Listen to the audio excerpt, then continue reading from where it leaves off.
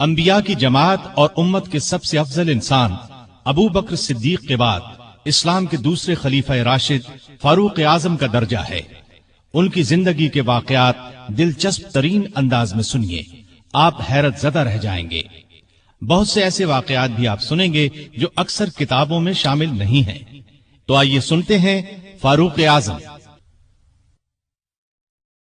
اللہ تعالی کا ارشاد ہے، والذین آمنوا باللہ ورسلہ اولئک هم الصدیقون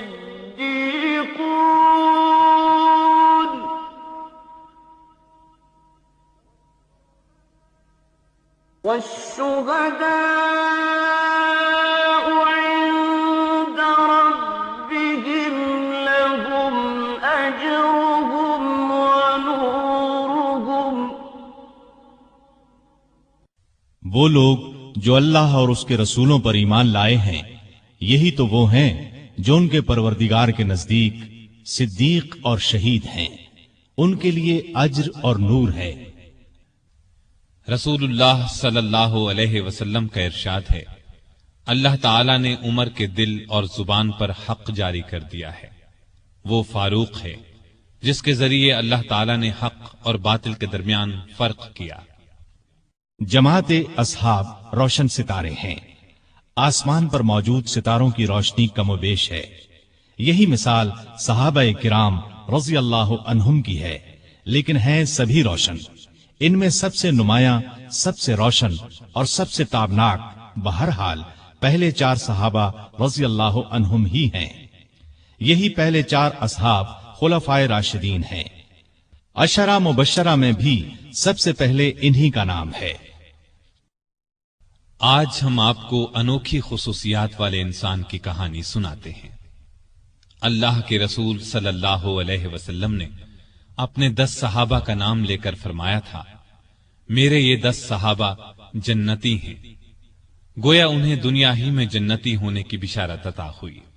ان میں سے ایک سیدنا عمر فاروق رضی اللہ عنہ ہیں۔ انبیاء کی جماعت کے بعد اور مسلمانوں کے پہلے خلیفہ راشد یار غار سیدنا ابو بکر کے بعد اس دنیا میں سب سے زیادہ فضیلت دوسرے خلیفہ راشد سیدنا عمر فاروق ہی کو حاصل ہے۔ نبی صلی اللہ علیہ وسلم نے ان کے بارے میں اس طرح دعا فرمائی تھی، اے اللہ اسلام کو عمر کے ذریعے سے قوت اور عزت دے۔ ان کے زمانے میں اسلامی حکومت 22 لاکھ مربع میل رقبے تک پھیل گئی۔ بعض موقعوں پر ان کی تائید میں آیات نازل ہوئیں۔ ان کی خلافت کا زمانہ بہترین اسلامی حکومت کا زمانہ تھا۔ اتنے بڑے حکمران ہوتے ہوئے دوپہر کے وقت شہر سے باہر گرم زمین پر کوئی پتھر وغیرہ سر کے نیچے رکھ کر قیلولہ کر لیتے تھے۔ ان کے واقعات اس قدر حیرت انگیز ہیں کہ سننے والے دنگ رہ جاتے ہیں۔ بڑے بڑے طاقتور حکمران ان کے نام سے کانپتے تھے، جبکہ خود ان کا یہ حال تھا کہ جسم پر کھردرا لباس ہوتا تھا۔ آپ یقیناً ان کی زندگی کے انوکھے اوراق پڑھنا پسند کریں گے، لیکن آج آپ پڑھنے کی بجائے سن کر دیکھیں، آپ کو ایک عجیب سا فرحت بخش احساس ہوگا۔ سیدنا عمر فاروق رضی اللہ عنہ ہجری سال شروع ہونے سے 40 سال پہلے 583 عیسوی یا 584 عیسوی میں مکے میں پیدا ہوئے۔ نبی کریم صلی اللہ علیہ وسلم ان سے 13 سال پہلے دنیا میں تشریف لا چکے تھے۔ والدین نے نام عمر رکھا، کنیت ابو حفص تھی، لقب فاروق تھا، یعنی حق اور باطل میں فرق کرنے والا۔ یہ لقب انہیں نبی کریم صلی اللہ علیہ وسلم نے عطا فرمایا۔ حضرت عمر کا سلسلہ نسب 8ویں پشت میں نبی کریم سے جا ملتا ہے۔ آپ نے دنیا میں آنکھ کھولی تو مکے میں قریش کی سرداری تھی۔ یہ قبیلہ اسماعیل علیہ السلام کی اولاد سے تھا۔ قریش کے آگے چل کر 10 کے قریب قبیلے بن گئے۔ ان میں نبی کریم بنو ہاشم سے تھے، ابو بکر بنو تیم سے اور عمر فاروق بنو عدی سے۔ 10 کے 10 قبیلوں کے سپرد الگ الگ کام تھے۔ مثلا کوئی خانہ کعبہ کی دیکھ بھال کرتا تھا تو کوئی حاجیوں کو پانی پلاتا تھا، کوئی جھگڑوں کے فیصلے کرتا تھا۔ بنو عدی کے ذمے 2 کام تھے، कुरैश को कोई एलची भेजना होता तो ये भेजते थे। दूसरा काम ये था कि दो ग्रोहों में झगड़ा हो जाता तो बनु अदी का सरदार फैसला करता था। बनु अदी के घर सफा और मरवा पहाड़ियों के दरमियान में थे। उमर यहीं पैदा हुए और परवरिश पाई। उनके वालिद खत्ताब बनु अदी के सरदार थे। जिस जमाने में नबी करीम सल्लल्लाहु अलैहि वसल्लम ने नबूवत का ऐलान किया, खत्ताब फौत हो चुके थे। सैयदना उमर के बचपन के हालात किसी किताब में नहीं मिलते। इतना जिक्र मिलता है कि बड़े हुए तो बाप ने ऊंट चराने पर लगा दिया। ऊंट चराते हुए कभी थक कर बैठ जाते तो बाप मारा करता था। जवानी की उम्र को पहुंचने तक लिखना पढ़ना सीख लिया था। नबी करीम सल्लल्लाहु अलैहि वसल्लम ने जब ऐलान नबूवत किया तो कुरैश में कुल 17 आदमी लिखना पढ़ना जानते थे। इनमें उमर फारूक भी थे।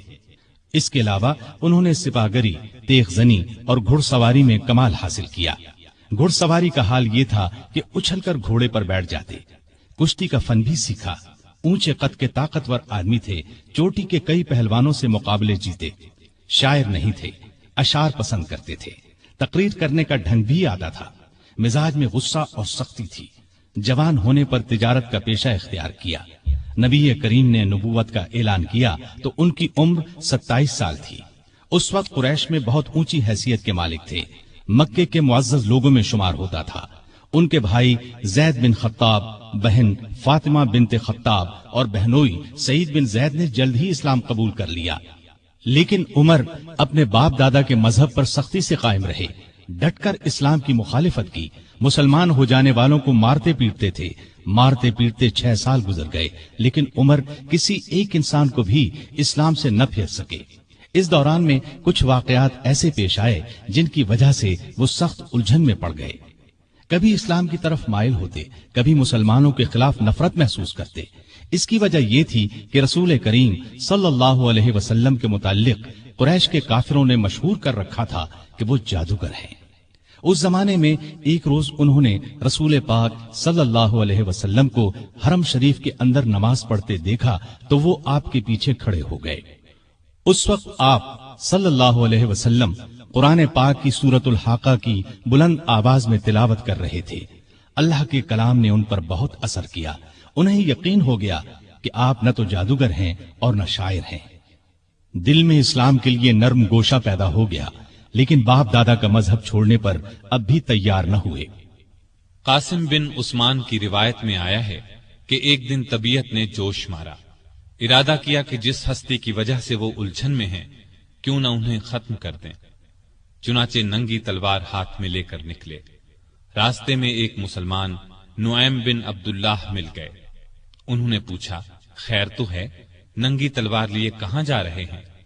बोले, मुहम्मद को कत्ल करने जा रहा हूं। नुऐम ने कहा कि पहले अपने घर की खबर तो लें।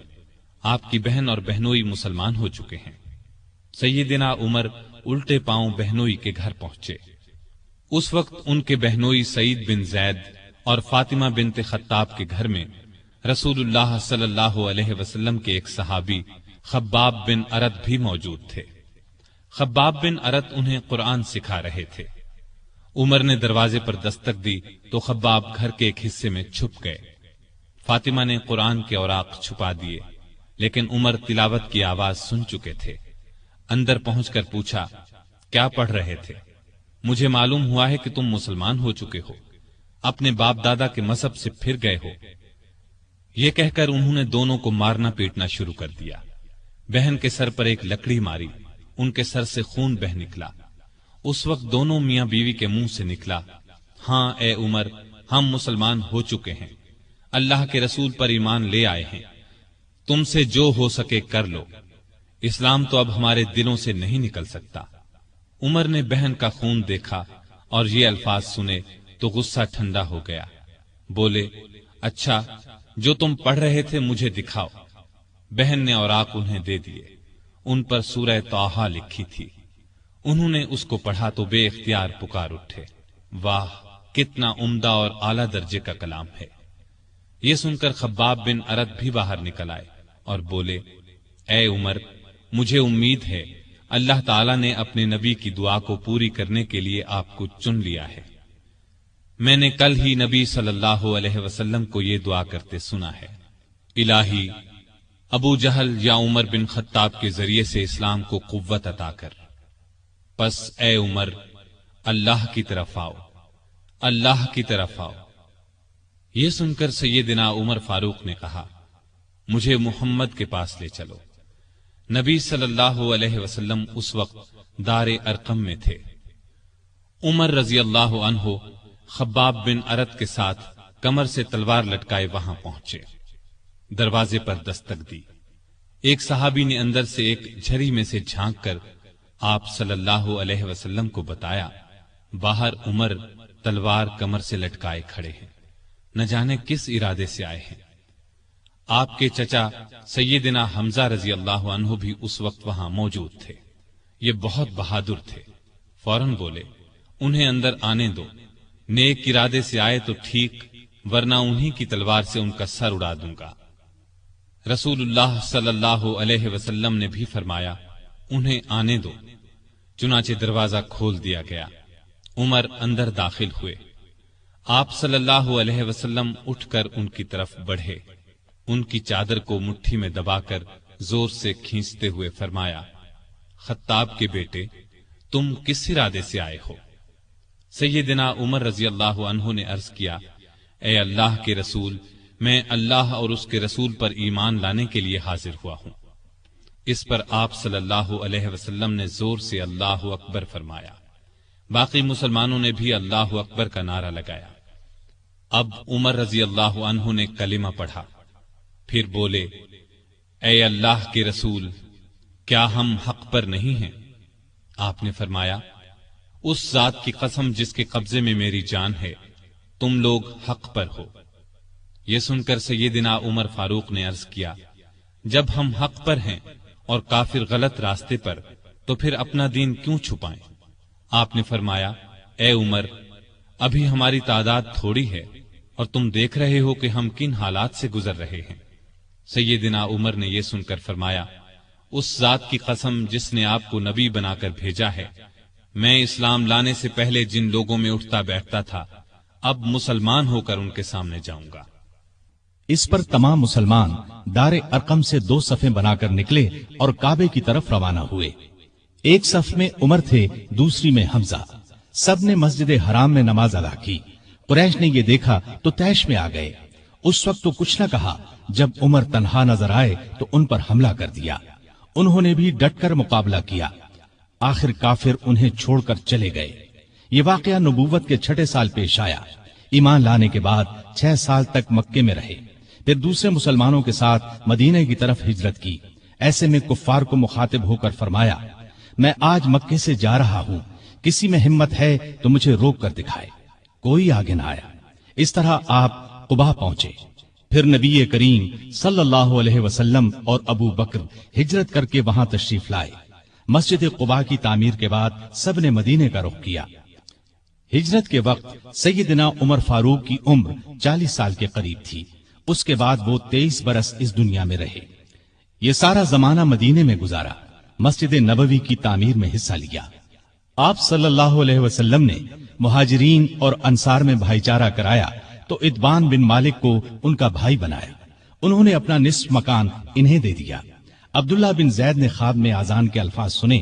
انہوں نے یہ الفاظ نبی کریم صلی اللہ علیہ وسلم کو سنائے تو آپ صلی اللہ علیہ وسلم نے سیدنا بلال کو حکم دیا، اذان کہیں۔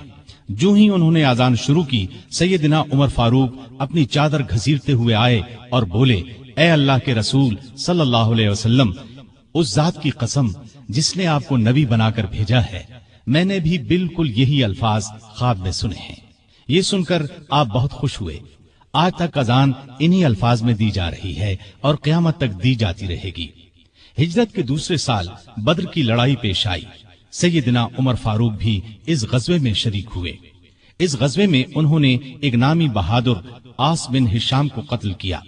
یہ رشتے میں ان کا ماموں تھا۔ اگلے سال احد کی لڑائی ہوئی۔ سیدنا عمر اس لڑائی میں بھی شریک ہوئے۔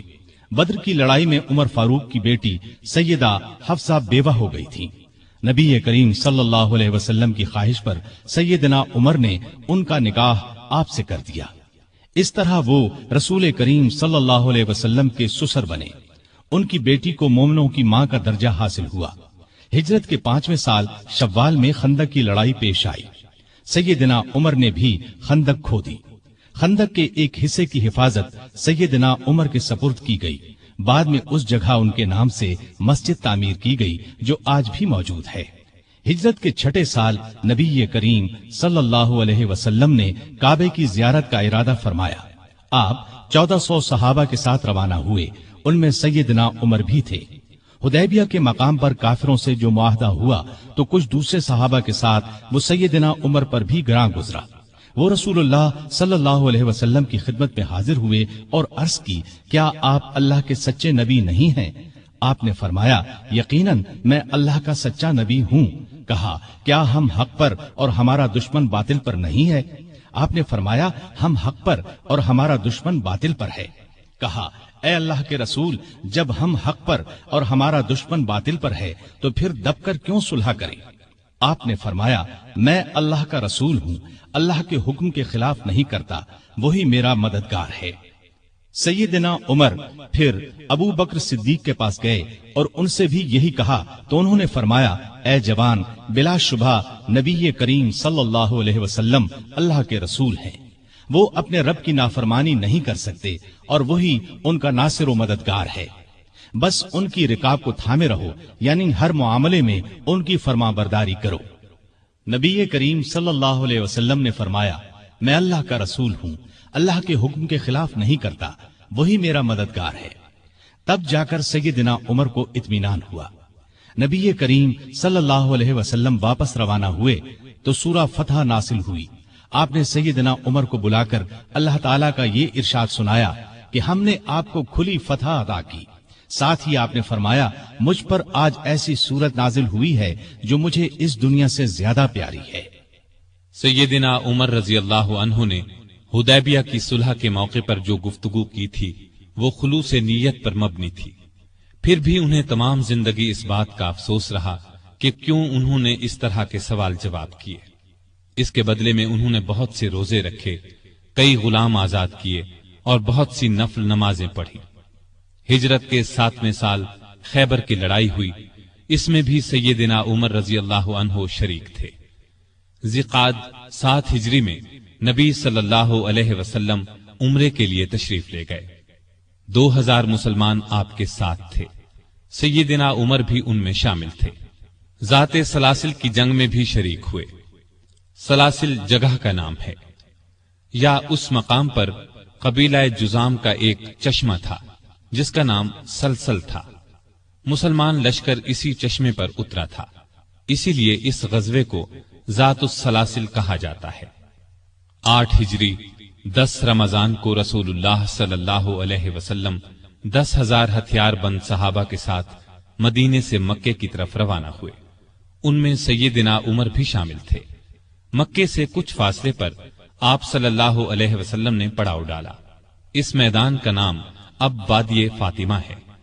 قریش کے سردار ابو سفیان نے 2 آدمیوں کو حالات معلوم کرنے کے لیے بھیجا۔ پھر ابو سفیان خود نبی کریم صلی اللہ علیہ وسلم کی خدمت میں حاضر ہوئے۔ ایسے میں سیدنا عمر رضی اللہ عنہ نے عرض کیا، اے اللہ کے رسول، مجھے اجازت دیں میں ابو سفیان کا سر اڑا دوں، لیکن آپ نے ایسا کرنے کی اجازت نہ دی۔ اس موقع پر ابو سفیان نے اسلام قبول کیا۔ ان کے بعد مکے کے باقی ماندہ لوگ بھی مسلمان ہو گئے۔ فتح مکہ کے بعد غزوہ حنین پیش آیا۔ اس غزوے کی ابتدا میں مسلمانوں کے پاؤں اکھڑ گئے۔ صرف رسول اللہ صلی اللہ علیہ وسلم چند صحابہ کے ساتھ میدان میں کھڑے رہے۔ ان میں سیدنا عمر بھی تھے۔ پھر سیدنا عباس رضی اللہ عنہ کی آواز پر مسلمان پلٹے اور کفار کو شکست دی۔ تبوک کی لڑائی کے لیے سیدنا عمر نے اپنے مال کا نصف حصہ نبی صلی اللہ علیہ وسلم کی خدمت میں پیش کیا۔ حجۃ الوداع کے موقع پر بھی سیدنا عمر ساتھ تھے۔ اس حج کے بعد ہی آپ صلی اللہ علیہ وسلم اس دنیا سے رخصت ہوئے۔ سفر 11 ہجری میں آپ صلی اللہ علیہ وسلم نے اسامہ بن زید کو اسلامی لشکر کا سپہ سالار مقرر کیا اور حکم دیا کہ جا کر رومیوں سے موتا کی لڑائی کا بدلہ لیں۔ موتا کی لڑائی ہجرت کے 8ویں سال میں ہوئی تھی۔ اس میں اسامہ کے والد زید اور بہت سے صحابہ رضی اللہ عنہم شہید ہو گئے تھے۔ چنانچہ آپ نے یہ لشکر روانہ فرمایا۔ اس میں بڑے بڑے صحابہ کے ساتھ سیدنا عمر بھی شریک تھے۔ آپ صلی اللہ علیہ وسلم نے رحلت فرمائی تو سیدنا عمر رضی اللہ عنہ کو آپ کی وفات کا یقین ہی نہیں آتا تھا۔ وہ یہ اعلان کر رہے تھے، جو شخص یہ کہے گا کہ رسول اللہ صلی اللہ علیہ وسلم نے وفات پائی ہے، میں اس کی گردن اڑا دوں گا۔ پھر ابو بکر رضی اللہ عنہ کے سمجھانے پر یقین آیا کہ نبی صلی اللہ علیہ وسلم رحلت فرما چکے ہیں۔ آپ صلی اللہ علیہ وسلم کی وفات کے بعد خلافت کے مسئلے پر مسلمانوں میں اختلاف پیدا ہوا تو اس موقع پر سیدنا عمر نے ابو بکر رضی اللہ عنہ کا نام خلافت کے لیے سب کے سامنے رکھا۔ سبھی نے اس سے اتفاق کیا۔ ابو بکر کے بارے میں سیدنا عمر کے یہ الفاظ ہیں: ابو بکر رسول اللہ صلی اللہ علیہ وسلم کے صحابی ہیں، غار کے ساتھی ہیں، یہ تمام مسلمانوں سے زیادہ تمہارے معاملات کے والی ہونے کے حقدار ہیں۔ خلیفہ بننے کے بعد سیدنا ابو بکر نے سب سے پہلے اسامہ بن زید کا لشکر روانہ فرمایا۔ یہ لشکر نبی کریم صلی اللہ علیہ وسلم کی شدید علالت کی وجہ سے مدینہ سے باہر مقام جرف پر ٹھہر گیا تھا اور پھر وفات کی وجہ سے روانہ نہ ہو سکا تھا۔ اس موقع پر سیدنا ابو بکر نے اسامہ بن زید سے کہا کہ سیدنا عمر فاروق رضی اللہ عنہ کو ان کے پاس چھوڑ جائیں، کیونکہ ان کے مشوروں کی ضرورت پڑے گی۔ اسامہ بن زید نے خوشی سے یہ بات منظور کی۔ ابو بکر کی خلافت 2.25 برس رہی۔ تمام عرصے میں سیدنا عمر ان کے خاص مشیر رہے۔ اس دوران میں سیدنا عمر نے سیدنا ابو بکر کو مشورہ دیا کہ قرآن کو ایک جگہ جمع کر دیا جائے۔ انہوں نے یہ مشورہ اس لیے دیا کہ یمامہ کی لڑائی میں قرآن مجید کے حافظ بہت سے صحابہ شہید ہو گئے تھے۔ آخر یہ کام زید بن ثابت، سیدنا عمر اور بہت سے دوسرے صحابہ رضی اللہ عنہم کی مدد سے مکمل ہوا۔ جمادی الاولیٰ 13 ہجری میں سیدنا ابو بکر سخت بیمار ہو گئے۔ بچنے کی امید نہ رہی تو انہوں نے خلافت کے بارے میں چند بڑے بڑے صحابہ سے مشورہ کیا۔ خود انہوں نے سیدنا عمر کا نام تجویز کیا۔ بعض صحابہ نے اس پر کہا کہ وہ مزاج کے بہت سخت ہیں۔ اس پر ابو بکر نے فرمایا، جب ان پر خلافت کا بوجھ پڑے گا تو نرم ہو جائیں گے۔ اس طرح تمام مسلمانوں کا سیدنا عمر کی خلافت پر اتفاق ہو گیا۔ سیدنا ابو بکر نے آخر وقت میں سیدنا عمر کو یہ وصیت کی کہ عراق میں مسلمان ایرانیوں سے لڑ رہے ہیں، ان کے لیے فوراً مدد بھیجی جائے۔ اس وصیت کے بعد 22 جمادی الاخری کو سیدنا ابو بکر نے وفات پائی۔ تمام مسلمانوں نے خوشی سے سیدنا عمر کی بیعت کر لی۔ اس طرح وہ مسلمانوں کے دوسرے خلیفہ راشد بنے۔ خلیفہ بنتے ہی انہوں نے ابو بکر کی وصیت کے مطابق عراق کی طرف ایک لشکر روانہ کیا۔ ابو عبیدہ رضی اللہ عنہ کو لشکر کا سالار مقرر فرمایا اور اس طرح مسلمانوں کی عظیم الشان فتوحات کا سنہری دور شروع ہوا۔ Iraq, Madain, Hulwan, Jazira, Khuzestan, Nahavand, Isfahan, Hamadan, Azerbaijan, Tabaristan, Armenia, Fars, Kerman, خراسان، سیستان، مکران، دمشق، ہمس، لازقیہ، یرموک، قنسرین، حلب، انطاکیہ اور بیت المقدس فتح ہوئے۔ بیت المقدس کی فتح کا واقعہ کچھ اس طرح ہے کہ مجاہدین اسلام نے قریباً 3 سال میں سارا شام فتح کر لیا۔ اب فلسطین کے صرف 2 بڑے شہر رہ گئے تھے، بیت المقدس جسے یروشلم بھی کہا جاتا ہے اور قیصاریہ۔ اس زمانے میں فلسطین شام ہی کا حصہ تھا۔ 16 ہجری میں مسلمانوں نے دوسری لڑائیوں سے فارغ ہو کر بیت المقدس کا محاصرہ کر لیا۔ اس شہر میں ابراہیم علیہ السلام، اسحاق علیہ السلام، سلیمان علیہ السلام، عیسیٰ علیہ السلام اور دوسرے نبیوں کی بہت سی یادگاریں ہیں۔ رسول اللہ صلی اللہ علیہ وسلم کی بھی معراج کے سفر میں پہلی منزل یہی تھی۔ مسلمانوں کا پہلا قبلہ بھی یہی تھا۔ نہ صرف یہودی اور عیسائی بلکہ مسلمان بھی اس کی بہت عزت کرتے تھے اور کرتے ہیں۔ مسلمانوں نے جب بیت المقدس کا محاصرہ کیا تو شہر کے باشندوں نے شہر کے دروازے بند کر لیے۔ چند دن تو اس طرح گزرے، پھر انہوں نے مسلمانوں کے سپہ سالار ابو عبیدہ بن جراح کو پیغام بھیجا کہ ہم شہر مسلمانوں کے حوالے کرنے کے لیے تیار ہیں، لیکن شرط یہ ہے کہ مسلمانوں کے خلیفہ خود یہاں آئیں اور صلح کا معاہدہ کریں۔ ابو عبیدہ بن جراح نے یہ بات سیدنا عمر کو لکھ بھیجی۔ خلیفہ ثانی سیدنا عمر نے صحابہ سے مشورہ کر کے وہاں جانے کا فیصلہ کیا۔ آپ نے رجب 16 ہجری میں حضرت علی رضی اللہ عنہ کو اپنا قائم مقام بنایا اور روانہ ہو گئے۔ اس وقت دنیا کے بڑے بڑے حکمران ان کا نام سن کر کانپتے تھے، لیکن اپنے وقت کے سب سے بڑے حاکم کے سفر کا حال یہ تھا کہ چند بزرگ صحابہ کے سوا ان کے ساتھ کوئی نہیں تھا۔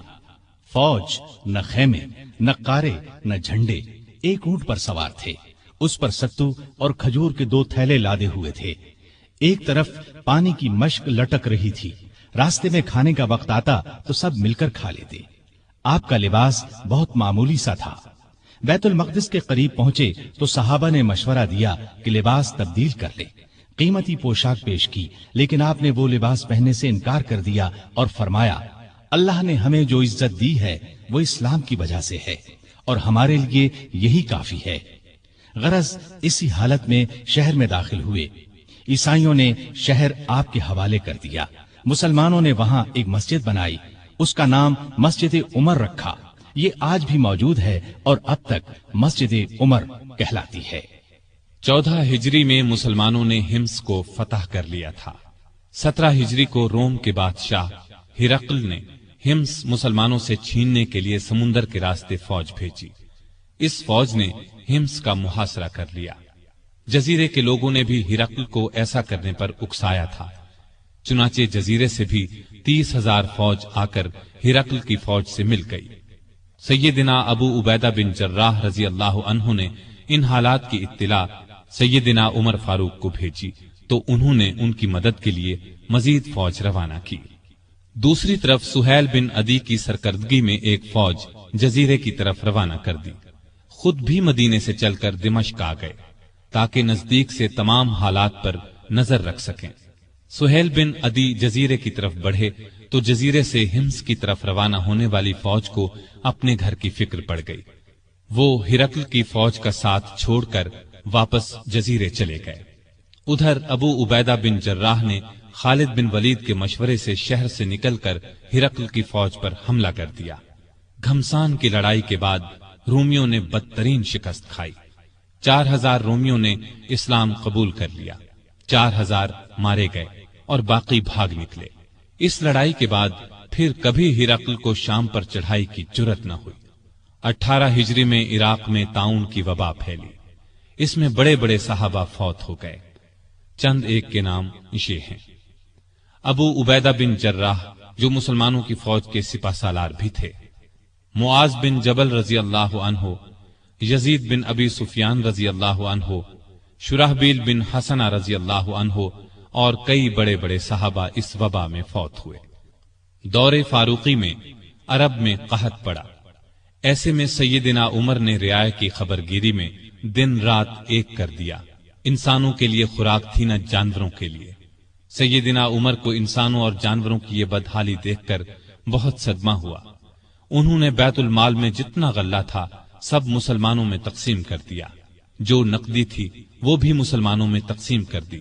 تمام صوبوں کے حاکموں کو خط لکھے کہ فوراً زیادہ سے زیادہ غلہ روانہ کرو۔ چنانچہ ابو عبیدہ بن جراح نے شام کے علاقے سے 4,000 اونٹ غلے سے لدے ہوئے بھیجے۔ عمرو بن عاص نے مصر سے سمندر کے راستے بحری جہاز روانہ کیے۔ ان میں ہر جہاز پر 6,000 من غلہ لدا ہوا تھا۔ جب یہ جہاز مدینے کی قریبی بندرگاہ پر پہنچے تو سیدنا عمر خود انہیں دیکھنے کے لیے بندرگاہ پہنچے۔ غلے کو حفاظت سے رکھنے کے لیے بندرگاہ میں 2 بڑے بڑے مکان بنوائے۔ دوسرے صوبوں سے بھی بہت سا غلہ پہنچ گیا۔ غلے کی تقسیم کا یہ انتظام کیا کہ بہت سے رجسٹر بنوائے، ان میں قحط کا شکار ہونے والوں کے نام درج کیے گئے۔ ہر ایک نام کے ساتھ ان کی ضرورت کے مطابق غلے کی مقدار لکھی گئی۔ پھر ہر شخص کو پرچی دی گئی، اس پر سیدنا عمر کی مہر ہوتی تھی۔ اس پرچی کے مطابق انہیں روزانہ غلہ دیا جاتا۔ اس کے علاوہ سیدنا عمر ہر روز 20 اونٹ اپنے سامنے ذبح کرواتے اور ان کا گوشت پکوا کر لوگوں کو کھانا کھلاتے۔ اس طرح ہزاروں آدمی روزانہ سیدنا عمر رضی اللہ عنہ کے دسترخوان پر کھانا کھاتے۔ غلے کے علاوہ لوگوں میں کپڑے اور کھجوریں بھی تقسیم کی جاتی اور خود اپنا یہ حال تھا کہ اس زمانے میں گوشت، دودھ اور گھی کھانا بالکل چھوڑ دیا تھا، اکثر بھوکے رہتے یا عام لوگوں کے ساتھ خود بھی کھاتے۔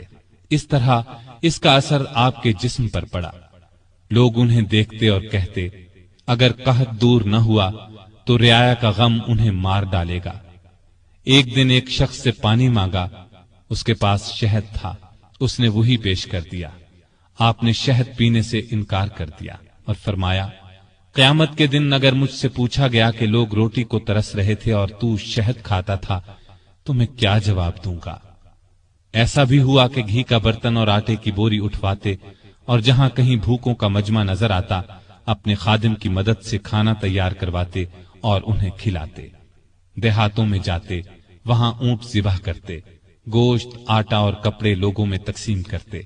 قحط کے دنوں میں سخت بے چین رہتے اور دعا کرتے تھے، اے اللہ، میرے عملوں کی وجہ سے محمد صلی اللہ علیہ وسلم کی امت کو تباہ نہ کر۔ لوگوں کا خیال اس قدر تھا کہ فرمایا کرتے تھے، اگر دریائے فرات کے کنارے ایک کتا بھی بھوکا مر گیا تو اللہ کے سامنے مجھے اس کا جواب دینا ہوگا۔ وہ خود اور لوگ رو رو کر بارش کی دعائیں کرتے تھے۔ آخر ایک دن نبی صلی اللہ علیہ وسلم کے چچا عباس رضی اللہ عنہ اور دوسرے مسلمانوں کو لے کر نکلے اور نہایت عاجزی سے ان الفاظ میں دعا کی، اے اللہ، پہلے تو ہم اپنے نبی صلی اللہ علیہ وسلم کے وسیلے یعنی نبی کی دعا کے وسیلے سے تجھ سے دعا کیا کرتے تھے، اب ہم تجھ سے اپنے نبی کے چچا کے وسیلے یعنی چچا کی دعا کے وسیلے سے دعا کرتے ہیں کہ ہم پر بارش نازل فرما۔ ابھی یہ دعا ہو رہی تھی کہ آسمان پر بادل چھا گئے اور ایسی موسلا دھار بارش ہوئی کہ ہر طرف پانی ہی پانی نظر آنے لگا۔ اس بارش نے خشک کھیتوں میں جان ڈال دی اور قحط دور ہو گیا۔ بیت المقدس کی فتح کے بعد شام میں قیصاریہ کا شہر باقی رہ گیا تھا، اس پر ابھی تک رومیوں کا قبضہ تھا۔ بحیرہ روم کے ساحل پر ایک بہت بڑا شہر تھا۔ یہ مہم امیر معاویہ کے سپرد کی گئی، انہوں نے شہر کو فتح کیا۔ 80,000 رومیوں میں سے بہت کم زندہ بچے۔ اب پورے شام پر اسلام کا جھنڈا لہرانے لگا۔ اس زمانے میں مصر کا ملک بھی رومی حکومت کے ماتحت تھا۔ 18 ہجری میں حضرت عمر نے حضرت عمرو بن عاص رضی اللہ عنہ کو 4000 کا لشکر دے کر مصر روانہ کیا۔ مصر کا حاکم مقوقس تھا، اس نے بے تحاشا فوج جمع کر لی، قلعہ بھی حد درجے محفوظ تھا۔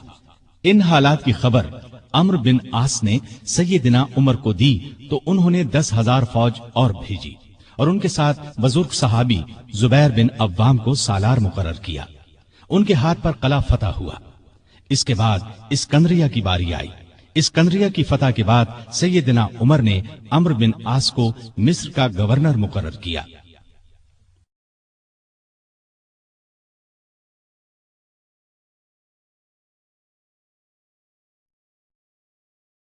دریائے نیل مصر کا ایک بہت بڑا دریا تھا۔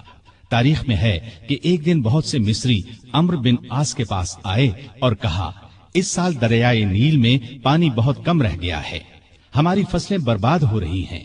پرانے زمانے سے یہ رسم چلی آ رہی ہے کہ جب دریا میں پانی کم ہو جائے تو ہم ایک مقررہ تاریخ کو ایک کنواری لڑکی چن لیتے ہیں، اس کے والدین کی مرضی سے اسے نہایت قیمتی زیور اور کپڑے پہنا کر دلہن کی طرح بنا دیتے ہیں، پھر اسے دریائے نیل میں گرا دیتے ہیں۔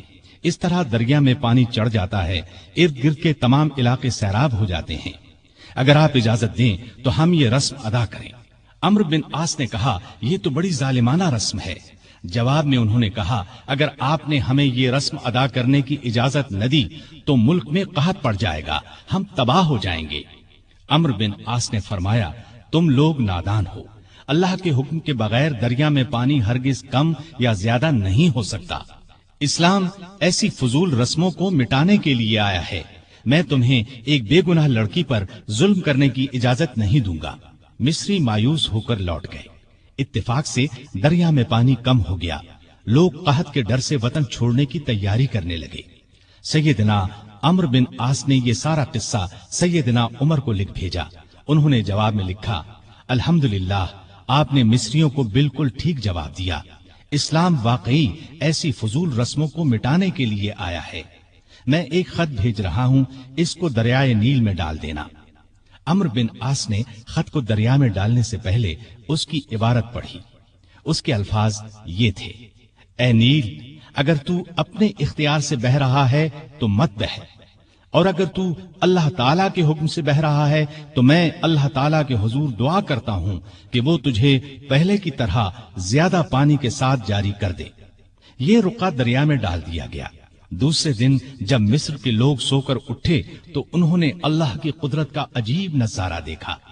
دریا کا پانی کئی گز اوپر چڑھ گیا تھا، کناروں سے نکل کر ارد گرد کے علاقوں کو سیراب کر رہا تھا۔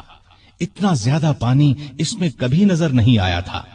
یہ نظارہ دیکھ کر ہزارہا مصری مسلمان ہو گئے اور وہ ظالمانہ رسم ہمیشہ کے لیے ختم ہو گئی۔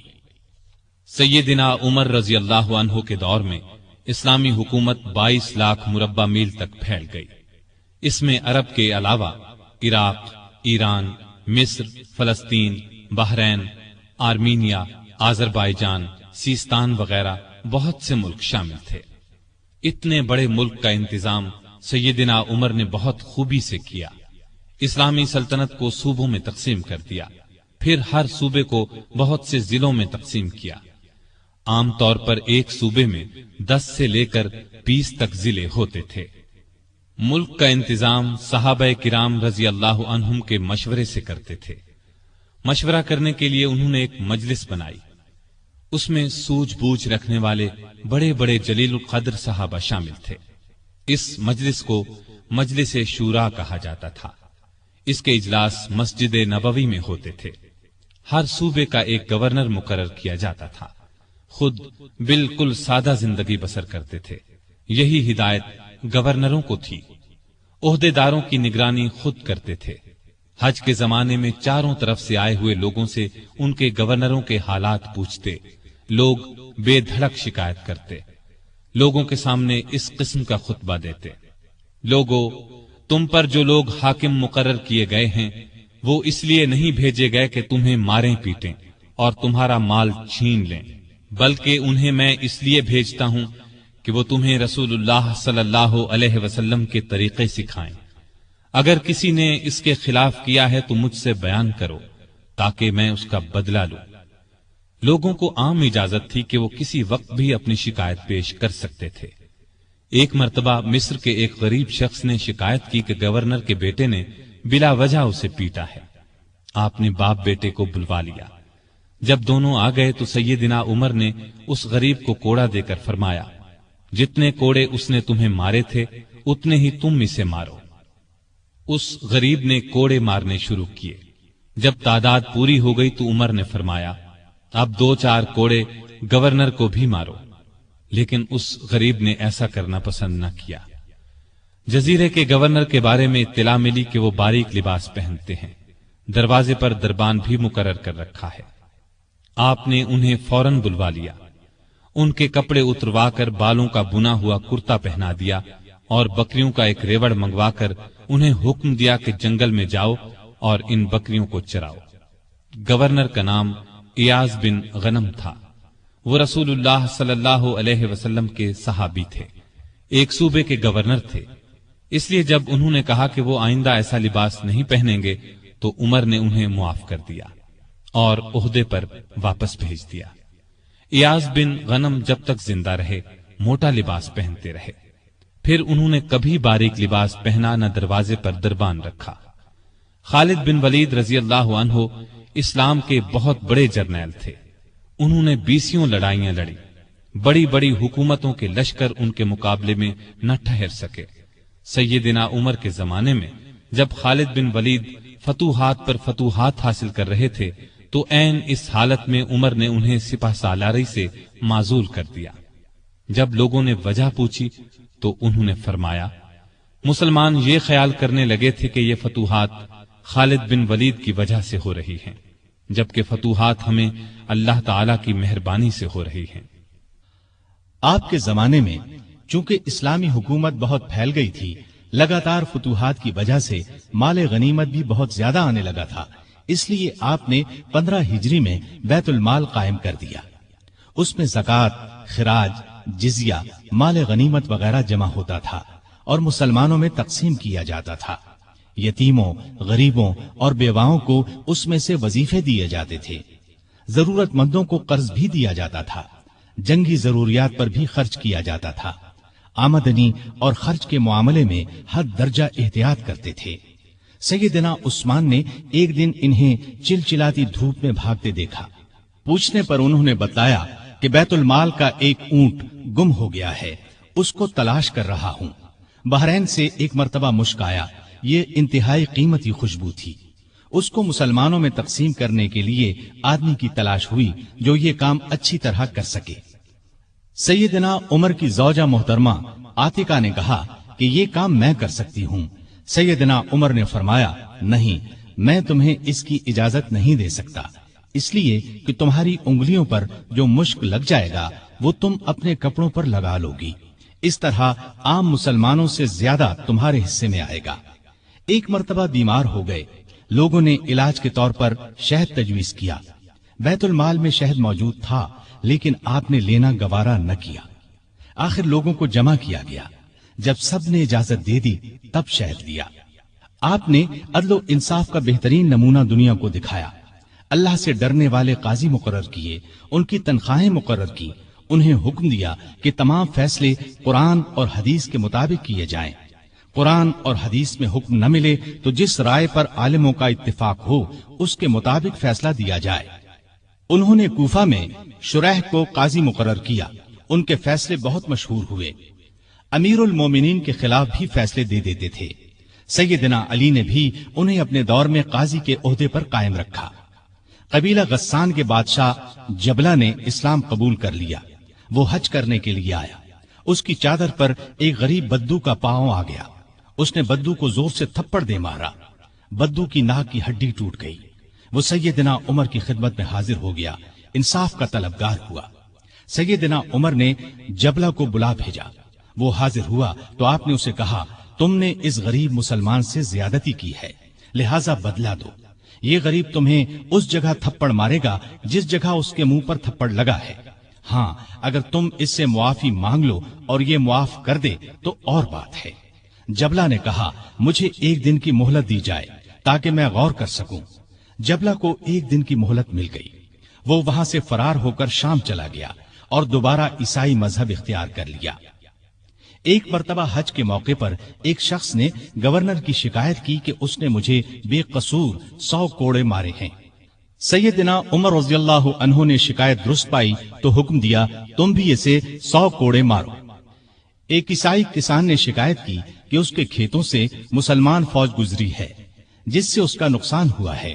آپ نے بیت المال سے اسے 10,000 درہم دینے کا حکم دیا۔ سیدنا عمر فاروق نے عام لوگوں کو منع کر دیا کہ وہ شریعت کے کسی مسئلے پر اپنا فیصلہ دیں۔ اس کام کے لیے انہوں نے فتوے جاری کرنے کا محکمہ قائم کیا۔ فتوے دینے والے بزرگوں کے نام یہ ہیں: سیدنا عثمان، سیدنا علی، سیدنا عبد الرحمن بن عوف، سیدنا ابی بن قعب، سیدنا معاذ بن جبل، سیدنا زید بن ثابت، سیدنا ابو درداء، سیدنا ابو ہریرہ رضی اللہ تعالی عنہم۔ سیدنا عمر رضی اللہ تعالی عنہ نے پولیس کا محکمہ قائم کیا۔ رعایا کی خبرگیری رکھنے کے لیے راتوں کو گشت لگایا کرتے تھے۔ ملک شام کے سفر سے لوٹ رہے تھے کہ ایک بڑھیا نظر آئی۔ اس سے پوچھا کہ بڑی بی، عمر کے بارے میں کچھ معلوم ہے؟ وہ بولی، ہاں، سنا ہے شام گیا ہوا ہے، اللہ اس سے سمجھے، آج تک اس نے مجھے پھوٹی کوڑی تک نہیں دی۔ اسے معلوم نہیں میں کتنی تنگی سے گزارا کر رہی ہوں۔ سیدنا عمر نے یہ سن کر فرمایا، بڑی بی، تم نے جا کر عمر کو اپنا حال بتایا؟ بڑھیا نے کہا، اگر اسے رعایا کا حال معلوم نہیں تو خلافت کیوں کرتا ہے؟ سیدنا عمر فاروق رضی اللہ عنہ یہ سن کر رو پڑے۔ پھر اس سے پوچھا، تم کیا لے کر عمر کو معاف کر سکتی ہو؟ اس نے کہا، اگر مجھے 25 دینار مل جائیں تو معاف کر دوں گی۔ آپ نے اسی وقت اسے 25 دینار دے دیے۔ وہ خوش ہو کر دعائیں دینے لگی، اللہ عمر کو معاف کرے، उस पर अपनी रहमत नाजिल करे। बाद में सैयदना उमर रजी अल्लाह अन्हु ने उसका वजीफा मुकर्रर फरमा दिया। एक रात गश्त के दौरान में चंद बच्चों के रोने की आवाज सुनी। मालूम हुआ कि बच्चे भूखे हैं और मां ने उन्हें बहलाने के लिए हांडी में सिर्फ पानी डालकर आग जला रखी है। आप उसी वक्त खादिम असलम के साथ बैतुल माल गए। आटा, गोश्त, घी और खजूरें निकालकर खादिम से फरमाया, ये तमाम चीजें मेरी कमर पर रख दो। असलम ने अर्ज किया, आप क्यों तकलीफ करते हैं, मैं उठा लेता हूं। आपने फरमाया, नहीं, क़यामत के दिन मेरा बोझ तुम नहीं उठाओगे। फिर सब चीजें अपनी कमर पर लाद कर लाए। खुद खाना तैयार किया, खुद चूल्हा फूंका। खाना तैयार होने पर अपने सामने बच्चों को खिलाया। उन्होंने पेट भर कर खाया, फिर उछलने कूदने लगे। सैयदना उमर उन्हें उछलते कूदते देखते और खुश होते रहे। औरत ने उनसे कहा, अल्लाह तुम्हें नेक बदला दे। अमीरुल मोमिनीन बनने के लायक तो तुम हो, न कि सैयदना उमर। सैयदना उमर फारूक रजी अल्लाह अन्हु ये सुनकर मुस्कुराए, फिर वापस मदीना आए और उस औरत का वजीफा मुकर्रर कर दिया। एक रोज शाम के वक्त मदीने के बाहर एक काफिला उतरा। सैयदना उमर ने अब्दुर्रहमान बिन औफ रजी अल्लाह अन्हु को साथ लिया और रात भर काफिले का पहरा देते रहे। एक काफिले में एक नन्हे बच्चे को रोते देखा तो उसकी मां पर नाराज हुए कि बच्चे को दूध क्यों नहीं पिलाती। वो आपको पहचानती नहीं थी। कहने लगी, अमीरुल मोमिनीन ने हुक्म दिया है कि जब तक बच्चे मां का दूध पीते रहें, बैतुल माल से उनका वजीफा मुकर्रर न किया जाए। मैं इसका दूध छुड़ा रही हूं ताकि वजीफा लग जाए। ये है इसके रोने की वजह।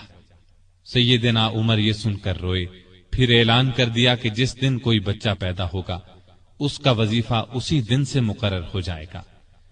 एक मर्तबा लोगों को खाना खिला रहे थे। एक शख्स को बाएं हाथ से खाना खाते देखा। नजदीक जाकर उससे कहा, दाएं हाथ से क्यों नहीं खाते? उसने कहा, मेरा दायां हाथ मूता की लड़ाई में कट गया था। यह सुनकर सैयदना उमर रोने लगे। उसके पास बैठ गए और बोले, अफसोस, तुम्हें वुजू कौन कराता होगा? फिर उसकी खिदमत के लिए एक खादिम दिया और जरूरत की चीजें उसके घर भिजवाईं। एक रात गश्त के दौरान में एक औरत की आवाज सुनी। वो अपनी बच्ची से कह रही थी, दूध में पानी मिला दे। बेटी ने यह सुनकर कहा, मां, अमीरुल मोमिनीन का हुक्म है कोई दूध में पानी न मिलाए। मां ने यह सुनकर कहा, बातें न बना, पानी मिला। अमीरुल मोमिनीन कौन सा देख रहे हैं? लड़की ने कहा, अमीरुल मोमिनीन तो नहीं देख रहे, मगर अल्लाह तो देख रहा है। सैयदना उमर ने मां बेटी की यह गुफ्तगू सुनी तो अपने खादिम से कहा, इस घर को अच्छी तरह पहचान लो। दूसरे दिन उनके बारे में पता करवाया। उन्हीं लड़की की ईमानदारी इस कदर पसंद आई कि अपने बेटे आसिम के लिए रिश्ता मांग लिया। इस तरह ये शादी हुई। बनु उमैया के उमर बिन अब्दुल अजीज रहमतुल्लाह अलैह इसी खातून के नवासे थे।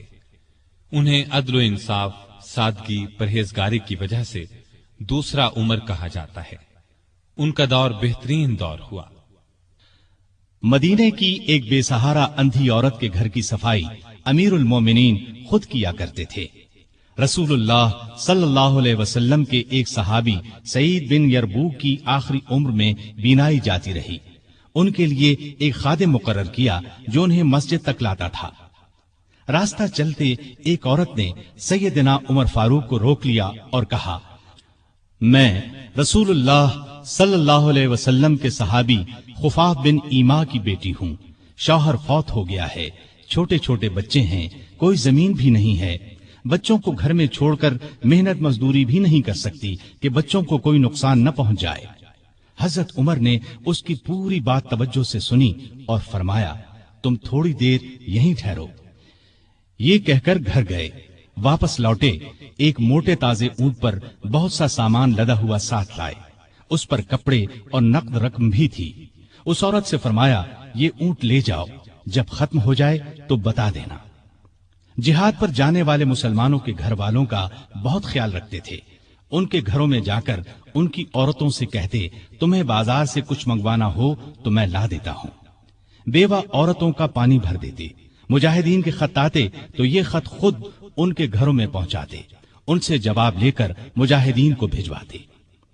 بیت المال سے حاجت مندوں کو دیتے، راستوں میں چوکیاں بنوائیں تاکہ رستے محفوظ ہو جائیں، شہروں میں مہمان خانے بنوائے، ملک میں جگہ جگہ نہریں کھدوائیں جن سے آپاشی آسان ہو گئی، سڑکیں اور پل بنوائے، نئے شہر بسائے، قریباً 4000 مسجدیں تعمیر کروائیں، حرم کعبہ کو وسیع کروایا، مسجد نبوی کو وسیع کروایا، مردم شماری کا نظام رائج کیا، سکہ جاری کیا، سن ہجری قائم کیا، جنگوں کا سلسلہ بڑھا تو فوجی نظام قائم کیا، فوجیوں کی تنخواہیں مقرر کی، مجاہدین کے بیوی بچوں اور غلاموں کے لیے وظیفے مقرر کیے، فوج کو 2 حصوں میں تقسیم کیا، ایک باقاعدہ فوج جو ہمیشہ محاذوں پر رہتی تھی، دوسری رضاکار فوج، یہ لوگ عموماً گھروں میں رہتے تھے، ضرورت پڑنے پر انہیں محاذ پر بھیجا جاتا، ان کی تنخواہیں باقاعدہ فوج سے کم تھیں۔ ملک میں جگہ جگہ فوجی چھاونیاں قائم کی، چھاونیوں کے ساتھ استبل تعمیر کروائے، ان میں 4-4 ہزار گھوڑے تیار رہتے تھے، اونٹ بھی موجود رہتے، فوج کے ساتھ خزانچی، طبیب، جراح، غنیمت کے مال کا حساب رکھنے والے، دوسری زبانیں جاننے والے اور دشمن کی جاسوسی کرنے والے بھی رہتے تھے۔ فوج کی تعلیم کا بھی انتظام کیا، فوج کو یہ ہدایات تھیں کہ دشمن سے جو عہد کرو اس کو پورا کرو، بچوں، عورتوں، بوڑھوں اور راہبوں کو قتل نہ کرو، مال غنیمت میں خیانت نہ کرو، آبادیوں کو ویران نہ کرو، پھلدار درختوں کو نہ کاٹو، جو لوگ جنگ میں قیدی بنا لیے جائیں انہیں ان کے قریبی رشتہ داروں سے جدا نہ کرو، لڑائی میں مارے جانے والوں کے ہاتھ پاؤں، ناک کان نہ کاٹو، قرآن اور حدیث کی تعلیم عام کرتی۔ سیدنا عمر خود بہت بڑے فقیہ تھے، انہوں نے تمام علاقوں میں فقیہ مقرر کیے، لوگ ان سے دینی مسائل پوچھتے تھے۔ ان کے زمانے میں اسلام کی بہت اشاعت ہوئی، غیر مسلموں سے اچھے سلوک کی وجہ سے بھی اسلام بہت تیزی سے پھیلا، انصاف کا دامن کسی قیمت پر نہیں چھوڑتے تھے۔ شام میں مسلمانوں کو مسجد بنانے کے لیے ایک زمین کی ضرورت پیش آئی، زمین ایک یہودی کی تھی، مسلمانوں نے زمین اس سے خریدنا چاہی لیکن یہودی نے انکار کر دیا، مسلمانوں نے زبردستی زمین پر قبضہ کر کے مسجد بنا لی، یہودی نے سیدنا عمر سے شکایت کی، سیدنا عمر فاروق نے حکم دیا کہ مسجد ناجائز طریقے سے بنائی گئی ہے، اسلام اس کی اجازت نہیں دیتا، مسجد کو گرا کر زمین یہودی کو دے دی جائے۔ چنانچہ زمین یہودی کو واپس دے دی گئی، اس نے اس جگہ اپنا مکان بنا لیا۔ سیدنا عمر فاروق رضی اللہ عنہ دعا کیا کرتے تھے کہ اے اللہ مجھے اپنی راہ میں شہادت نصیب فرما، مجھے اپنے رسول کے شہر میں موت دے۔ خلافت کی 11ویں سال اللہ تعالیٰ نے ان کی یہ دونوں دعائیں پوری کر دیں۔ ذی الحج 23 ہجری میں حج کے لیے مکہ گئے۔ آپ جب حجر اسود کو بوسہ دیتے تو کہتے تھے، اے حجر اسود، میں جانتا ہوں کہ تو ایک پتھر ہے، تو نہ نفع دے سکتا ہے اور نہ نقصان۔ اگر میں نے رسول اللہ صلی اللہ علیہ وسلم کو تیرا بوسہ لیتے ہوئے نہ دیکھا ہوتا تو میں تیرا بوسہ نہ لیتا۔ یہ سیدنا عمر کی توحید کا کمال نمونہ ہے۔ حج سے فارغ ہو کر اس مہینے کی آخری تاریخوں میں واپس لوٹے۔ جمعے کے دن مسجد میں خطبہ دیا جو بہت طویل تھا، اس میں لوگوں کو بہت نصیحتیں کی۔ اس خطبے میں اپنے ایک خواب کا ذکر کیا اور فرمایا، میں سمجھتا ہوں میری موت کا وقت آ پہنچا ہے۔ اس کے ساتھ ہی خلافت کے بارے میں کچھ ایسی باتیں بیان کی جن سے معلوم ہوتا تھا کہ آئندہ ہونے والے خلیفہ کے بارے میں پریشان ہیں۔ مدینے میں مغیرہ بن شعبہ کا ایک غلام تھا، یہ ایرانی تھا، اچھا کاریگر تھا، اس کا نام ابو لؤلؤ فیروز تھا۔ ایک دن سیدنا عمر سے شکایت کی کہ میں دن بھر کام کر کے جو کچھ کماتا ہوں میرا آقا اس میں سے بہت زیادہ رقم لے لیتا ہے، اس میں کمی کرا دیں۔ سیدنا عمر نے پوچھا، تم کون سا کام جانتے ہو؟ اس نے کہا، میں لوہار بھی ہوں، بڑھئی بھی ہوں اور بیل بوٹے بھی بنانا جانتا ہوں۔ سیدنا عمر نے دریافت کیا، تمہارا آقا تم سے روزانہ کتنی رقم لیتا ہے؟ اس نے کہا 2 درہم روزانہ۔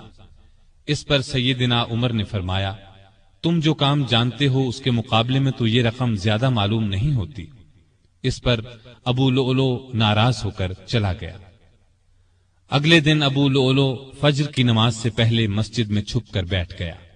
سیدنا عمر لوگوں کو نماز پڑھانے لگے تو اس نے کونے سے نکل کر 2 دھاری خنجر سے امیر المؤمنین پر 6 وار کیے اور پھر صفوں میں کھڑے مسلمانوں کو زخمی کرتا باہر بھاگا، لیکن مسلمانوں نے پکڑ لیا۔ اس پر اس نے وہی خنجر اپنے پیٹ میں جھونک لیا اور مر گیا۔ ادھر امیر المؤمنین شدید زخمی ہو گئے۔ انہوں نے عبد الرحمن بن عوف رضی اللہ عنہ کا ہاتھ پکڑ کر اپنی جگہ کھڑا کر دیا، خود زمین پر گر پڑے۔ لوگوں نے نماز سے فارغ ہو کر دیکھا جن مسلمانوں کو ابو لؤلؤ نے زخمی کیا تھا ان میں سے 7 دم توڑ چکے تھے، باقی بہت زیادہ زخمی نہیں ہوئے تھے۔ البتہ سیدنا عمر کی حالت نازک تھی۔ ایسے میں انہوں نے عبداللہ بن عباس سے پوچھا مجھے کس نے مارا ہے؟ انہوں نے بتایا مغیرہ بن شعبہ کے غلام ابو لؤلؤ نے۔ یہ سن کر فرمایا اللہ کا شکر ہے میری موت کسی ایسے شخص کے ہاتھ سے نہیں ہوئی جو اسلام کا دعویٰ کرتا ہو۔ لوگ انہیں اٹھا کر گھر لائے، دودھ پلایا گیا تو وہ زخموں کے راستے باہر آ گیا۔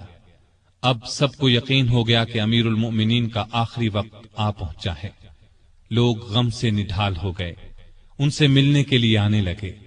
ایک نوجوان ایسے میں ملنے آیا، اس نے کہا اے امیر المؤمنین، آپ اللہ کی بشارت سے خوش ہو جائیں، آپ ان اصحاب میں سے ہیں جو بہت پہلے اسلام لائے اور رسول اللہ کے ساتھی بنے، خلیفہ بنائے گئے تو آپ نے انصاف سے کام لیا، پھر آخر آپ کو شہادت نصیب ہو گئی۔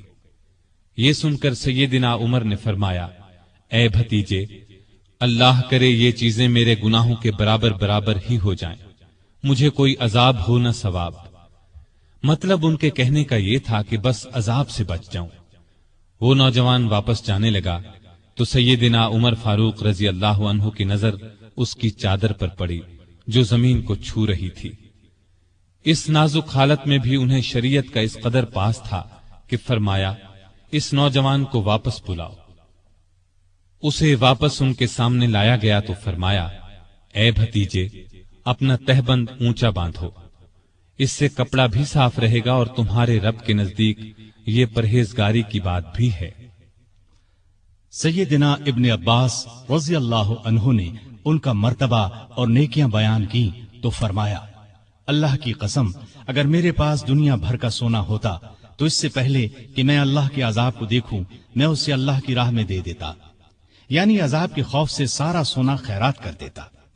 اس کے بعد اپنے بیٹے عبداللہ کو بلایا، ان سے پوچھا کہ مجھ پر کتنا قرض ہے۔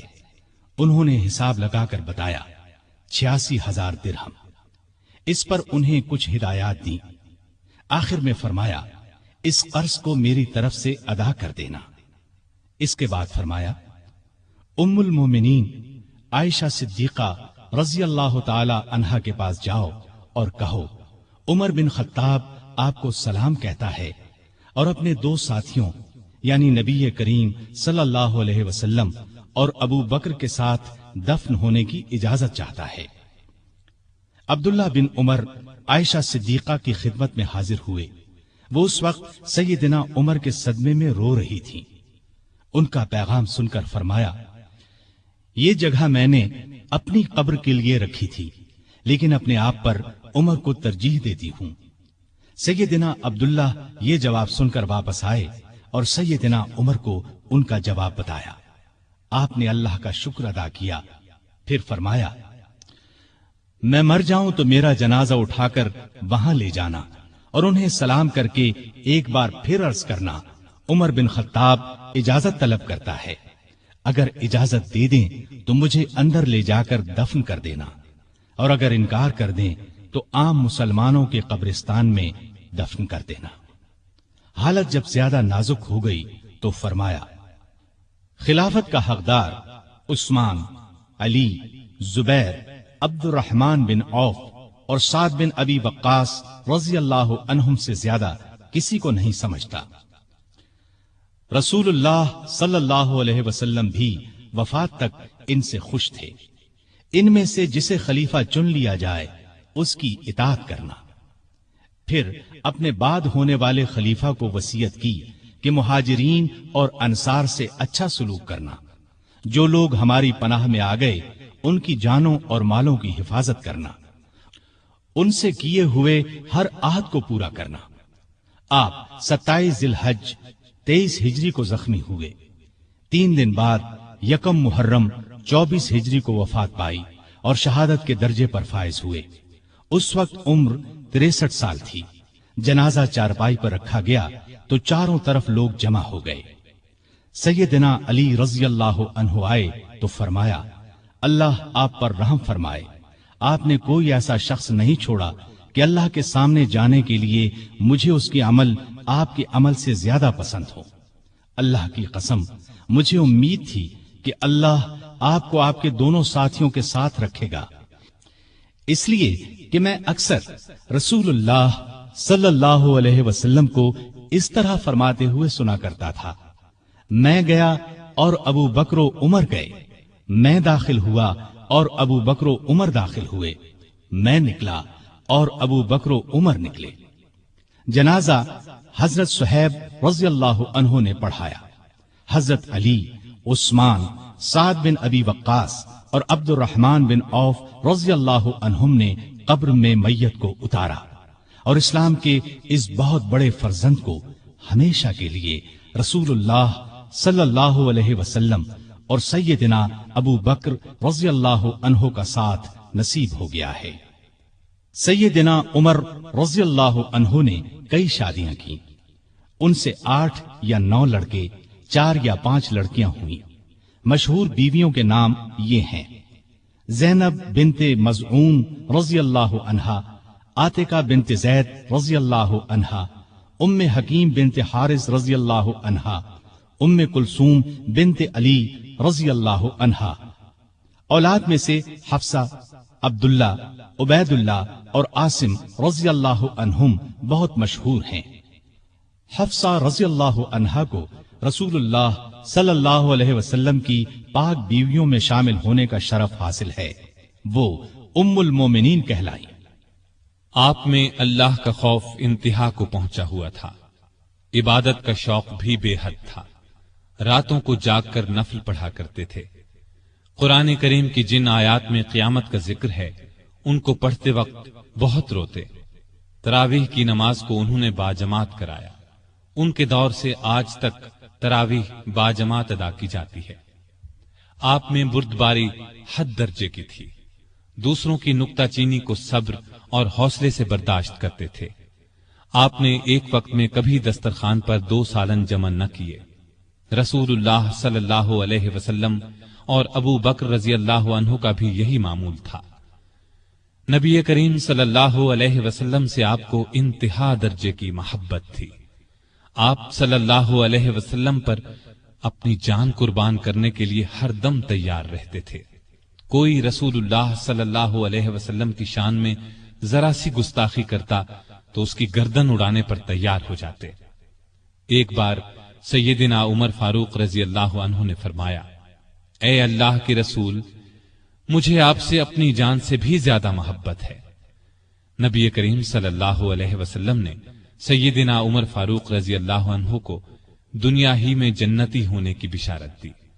सैयदना उमर फारूक रज़ी अल्लाह अन्हु के चंद अक़वाल ये हैं: बुजुर्ग बनने के लिए इल्म हासिल करो। जो आदमी खुद को आलिम कहे वो जाहिल है। जो खुद को जन्नती कहे वो जहन्नुमी है। जिससे तुम्हें नफरत है उससे डरते रहो। बुढ़ापे से पहले जवानी और मौत से पहले बुढ़ापे को गनीमत जानो। सबसे बुरी आवाजें 2 हैं, नौहा और राग यानी गाना। कम बोलना दानाई, कम खाना सेहत, कम सोना इबादत और आम लोगों से कम मिलना आफियत है। तौबा की तकलीफ से गुनाह का छोड़ना आसान है। बुरा चाहने वालों की दोस्ती से परहेज करना जरूरी है। जो ऐब से वाकिफ करे वो दोस्त है और जो उस पर तारीफ करे वो ऐसा है जैसे दूसरे को जिबाह कर दिया जाए। سلامتی گمنامی میں ہے۔ اللہ تعالی سیدنا عمر فاروق رضی اللہ عنہ پر رحمت فرمائے۔